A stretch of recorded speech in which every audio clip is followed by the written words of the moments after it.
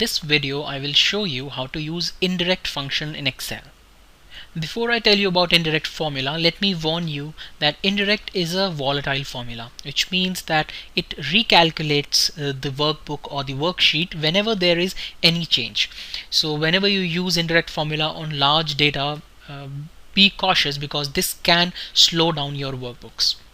Now let me tell you how indirect formula works.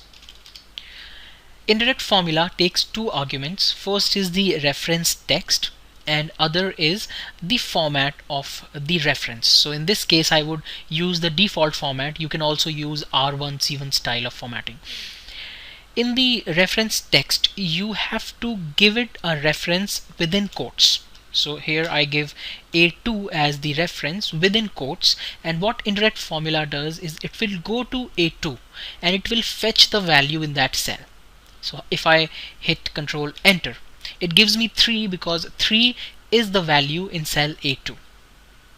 I can also use indirect formula by joining some text or values in such a way that it creates a reference. So here I join A in double quotes and I hit ampersand and I say A2, or I can just select A2. Now if you just select this part within the formula and hit F9, you can see that this gives A3, and what indirect formula would do is it will go to A3 and it will get its value, which is hello. So I hit Control Enter and it gives me hello. Indirect formula can also refer to named ranges. So what I've done is I have created a named range for A3 and the name is hello underscore nr, nr for named range.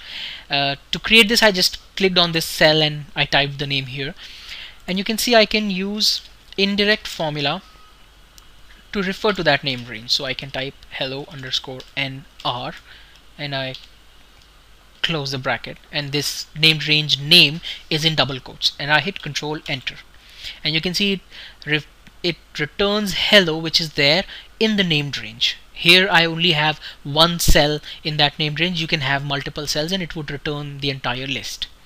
And finally I can use indirect formula by referring to a cell which in turn has a cell reference. So here I use A4, and when this indirect formula goes to A4 it sees that there is another cell reference there which is A3, and then it goes to A3 to get that value. The reason this works is if you select A4 and hit F9, you will see that this returns A3 in double quotes, and indirect formula refers to A3 then. So now if I hit Control Enter, you can see that it again returns hello because I gave it indirect A4, A4 has A3, and then A3 has hello in it.